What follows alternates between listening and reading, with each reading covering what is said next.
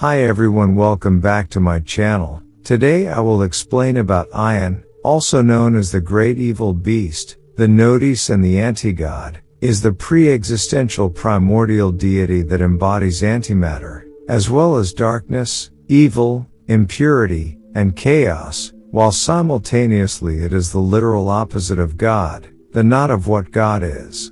She is also the older sister of the darkness and Barbelo, and the creator of most demons. Ayin is the creator of demons, while Yesh, her brother, is the creator of angels. Ayin is the creator of the Abrahamic hell, while Yesh is the creator of the Abrahamic heaven. Yesh is God, and Ayin is the anti-God.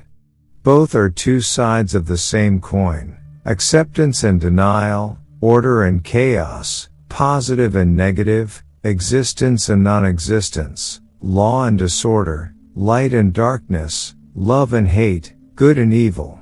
They are the origin of everything that exists, existed or will exist, as well as everything that does not exist, did not exist and will not exist. Ayin is the non-existence of non-existence, being older than nothingness itself that was before time and the universe. It could be said that since the overvoid is a blank screen, chaos represents the top part of the sheet, where everything is just white paper, while Ayin represents the shade below it, which is entirely a pitch black screen, with the darkness being the even darker and farther shadow of the overvoid, with that shadow being left by the light of God that illuminates the primordial trenches.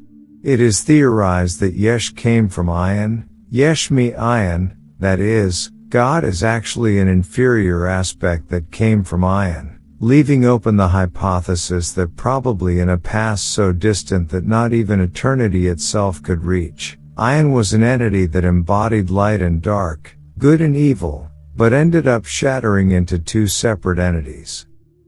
According to theories, before time, before light, before anything, there was nothing, and before that, there was fire, which was Ayin, the anti-God and the sister of Yesh.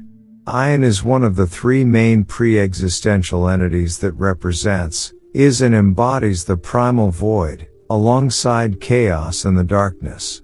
She is the complete antithesis of God and all creation, the mother of Satan and the source of all evil. It could be said that she created moral evil.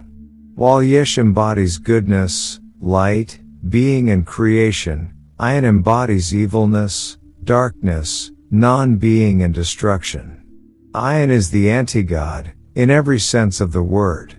She is darkness to light, evil to good, chaos to order, everything that God is and represents. She is not.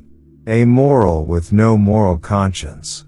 While God says, I am that I am, Ayin says, I am that I am not. She may look like the devil, but make no mistake, such an entity is far more destructive than Satan.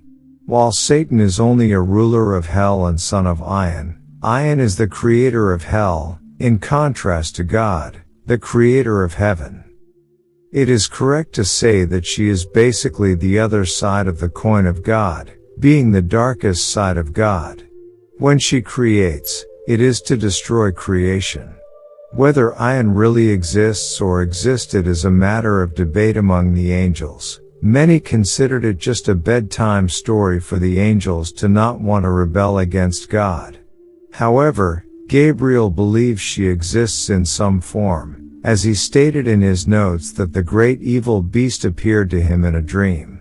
According to prophecies, at the end times Ayin will be released from her prison and will declare war on the gods of the heavens. Although it is difficult to represent or describe Ayin, it can be represented by the number 0, which is nothing, for that is what Ayin is, the zero of non-thing, the lack of infinity, the dimensionless epicenter from which all other numbers arise, positive or negative.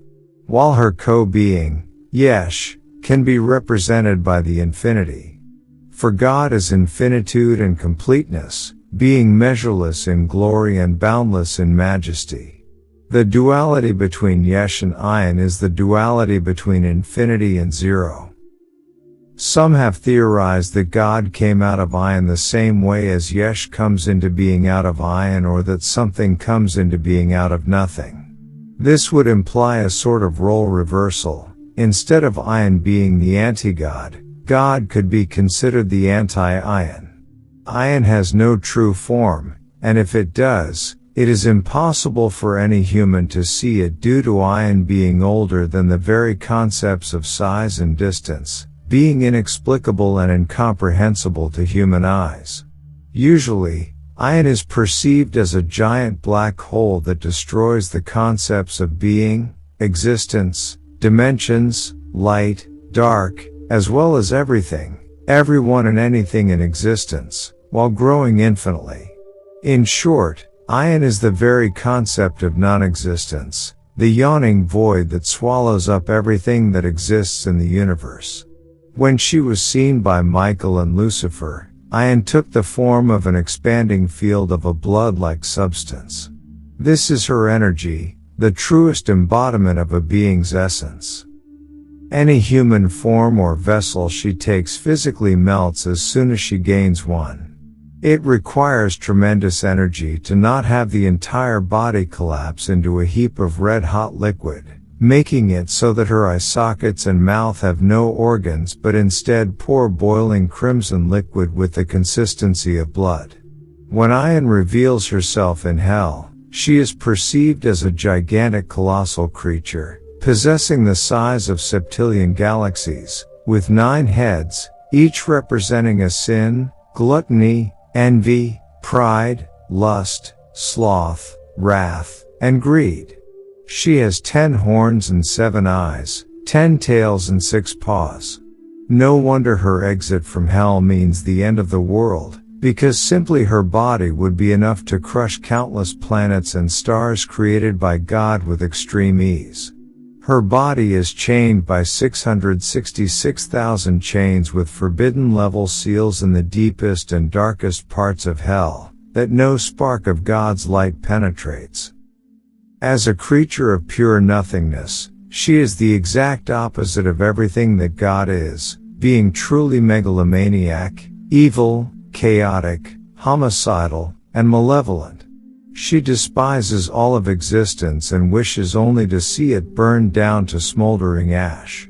She doesn't even hold any love for her younger brother, though she had enjoyed having him around, though ultimately because of their conflicting concepts and nature, she is against him, especially after God sealed and or killed their sibling/creation so he could selfishly start creation. Regarding humans beings, she sees them as lesser than how humans view bacteria, viewing them as irritating yet practical chess pieces to be used at her leisure. She will often tempt humans to destroy so that it will hurt God's heart. She doesn't care about the action, she cares about its effect. The only being she truly hates is God, and the only being that truly terrifies her is Chaos himself, especially when angry or upset. If there's really anything she really loves or likes, it's the demons, which are a living manifestation of her own aspects, emotions and feelings. During her childhood billions of years ago, she often snuggled with the first demons of hell. She is very proud of them, calling the demons her masterpieces, and is very charmed by their violent nature, often stating how much she loved her children's obedience to destruction. She is just like God, who can turn a human into an angel. She can turn a human or angel into a demon, making them one of her children. Ayin is one of the strongest beings in existence. Her power is equal to God's, with God surpassing her by a bit, but the power difference between them is as insignificant as a rounding error. She is able to easily dethrone any of the primordials, like Asherah, with a mere snap of her fingers. She's just as powerful as her little sister, Barbello, barely surpassing her. In contrast to her brother, Ayin personifies the concepts of impurity, non-existence, and darkness. Upon her liberation, the entirety of creation trembled, and even in her weakened state, she effortlessly vanquished both Lucifer and Michael, shattering their physical forms and scattering them across creation. Lucifer proclaimed that her power was boundless, extending infinitely. She possessed the capability to erase numerous realities from the distant past up to the present. Her initial defeat necessitated God's enlistment of the archangels and primordials to divert her attention, allowing for her eventual sealing. Her release resonated throughout all of existence, attesting to her unparalleled might.